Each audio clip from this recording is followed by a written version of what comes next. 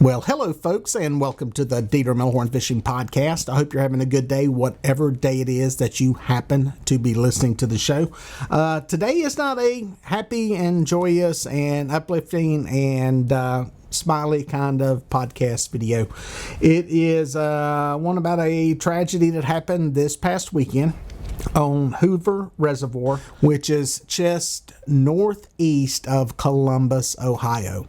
It's a 2,800 acre reservoir there. It's a water collection area for the city water supply. Not a super huge lake. It is unique in that it runs very north-south. It is straight up and down.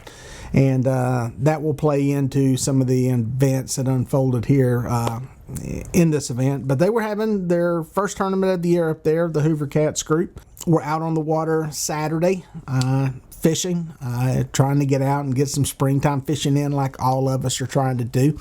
And the thing about this situation was there was some bad storms coming through, some high winds coming through.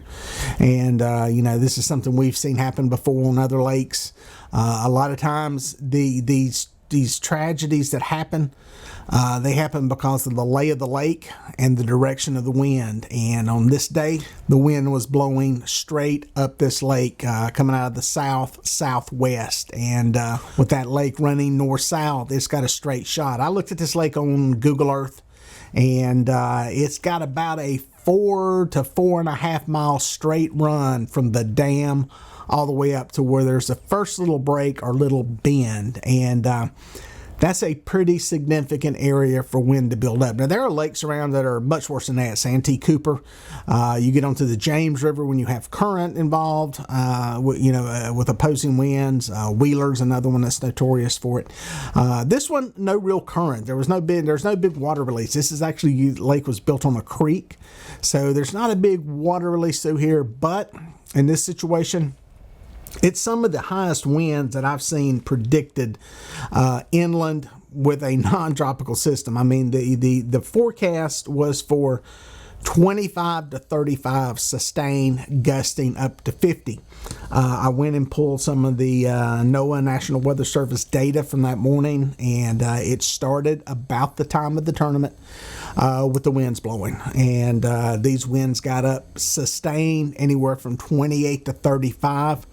The highest recorded gust that I saw at the airport, I believe, was 58 miles an hour.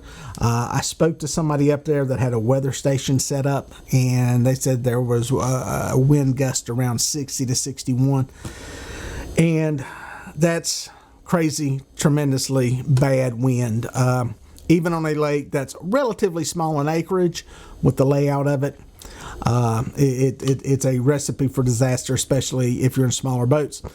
One of the interesting things about this lake, because of what it's designed for, they limit or greatly restrict the horsepower motors that you can use on it. I believe it's under 10 horsepower. So there's a lot of people running around with very small motors. These 9.9 little kicker motors that people use. So you add that in to adding to weight of a boat, and you got to have a kicker motor or something very small in there. That small motor also greatly inhibits how much power you have to control that vessel during some of these inclement conditions. We don't know a whole lot about what happened, but we do know that the boat took on water, became swamped, and the anglers bailed out and were swimming to shore. One of them made it to shore and was able to account for what happened that day. He survived.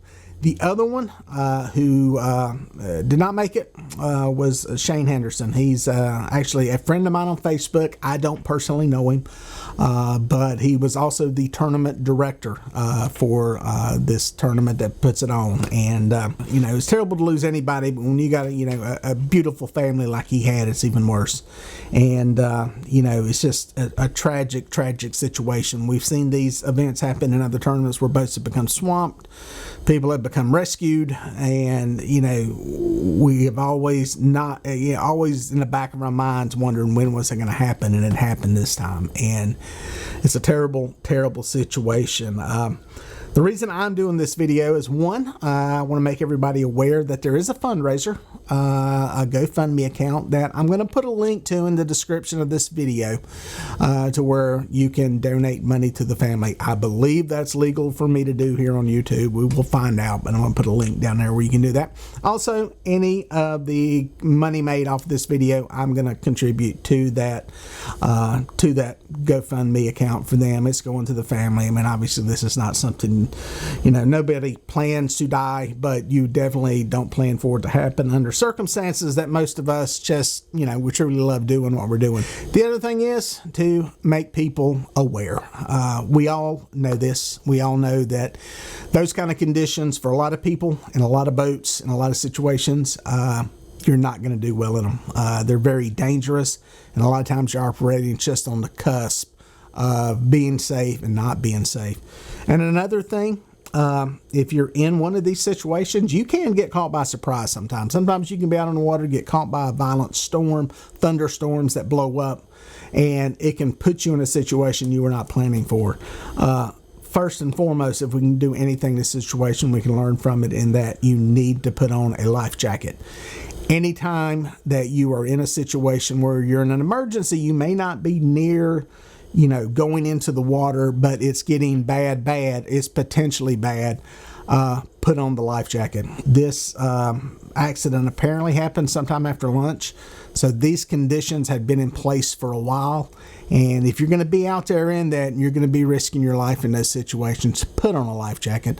If you do go into the water, it at least gives you a much better chance of getting to the shore, getting to a place where you can, at least get out of the water, maybe stay afloat long enough for somebody to rescue you, see you in that situation, and wearing that, flotation device helps you. Listen, I'm guilty. Watching my videos, I don't wear it most of the time, but when I'm out there at night, I put one on at night. Night's a very dangerous time to be out on the water just because it's very easy for somebody to run into you or you to run into something you can't see.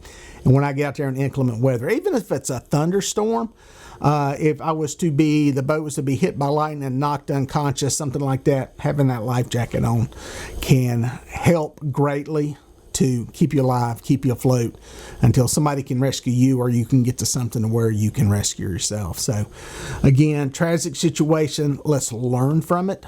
The things we spoke about, let's learn from it. Let's also consider not having these tournaments in these situations. I think the guys down on Wheeler have learned from the things they've been through. They have put a pad into, their tournaments to where they've got a fallback day that they can go with in case, there is weather coming, especially predictable stuff. We got enough going against us out there with things popping up out of, the unknowns happening, somebody running into us in a boat, storms popping up, getting hit by lightning. When it is a situation where it is predictable and we know it's going to be bad, let's just stay home, guys. It's not worth it. I think if Shane had this to do over, he wouldn't do it the way he did because that wife and those beautiful daughters he's got, they're going to miss him. And it's a terrible loss. So if you feel so moved, consider checking out the GoFundMe link and contributing to the family. Until next time, we'll catch you on the water.